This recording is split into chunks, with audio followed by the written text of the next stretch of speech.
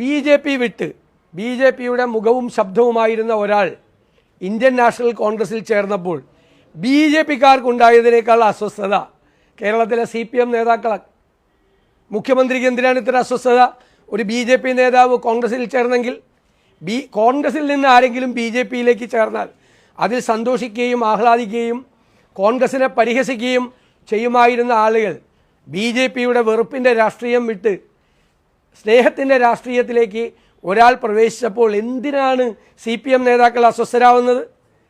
അയാൾ സത്യസന്ധനാണ്, മികച്ചവനാണ്, മിടുക്കനാണ്, ക്രിസ്റ്റൽ ക്ലിയറാണ്, ഞങ്ങളുടെ പാർട്ടിയിലേക്ക് വന്നാൽ ഞങ്ങൾ ഇരു കൈകളും നീട്ടി സ്വാഗതം ചെയ്യുമെന്ന് പാർട്ടിയുടെ സംസ്ഥാന സെക്രട്ടറി മുതൽ ജില്ലാ സെക്രട്ടറി വരെ പറഞ്ഞിട്ട് ഇപ്പോൾ ഞങ്ങളുടെ പാർട്ടിയിൽ ജോയിൻ ചെയ്തില്ല, അതുകൊണ്ട് ഇയാൾ വലിയ കുഴപ്പമാണെന്നാണ് പറയുന്നത്.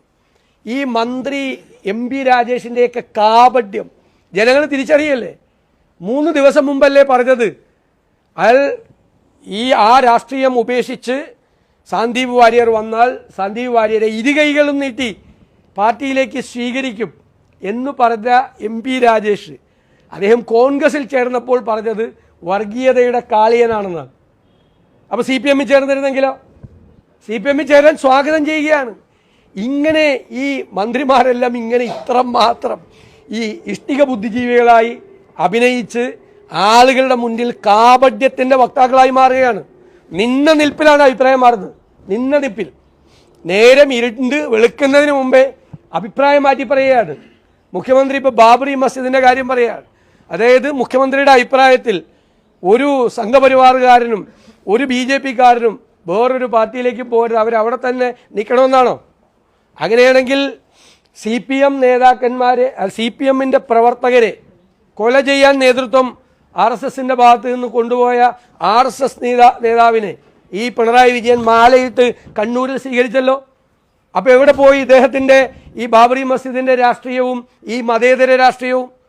കണ്ണൂരിൽ RSS CPM നേതാക്കന്മാരെ കൊല്ലാൻ നേതൃത്വം കൊടുത്ത അവരുടെ കൊല്ലാൻ നേതൃത്വം ഒരു കാലത്ത് CPM RSS സംഘർഷമുണ്ടായിരുന്ന കാലത്ത് ഒരു വശത്ത് നിന്ന് RSSനത് നേതൃത്വം കൊടുത്ത ഒരു നേതാവിനെ CPMലേക്ക് മാലയിട്ട് സ്വീകരിച്ചല്ലോ.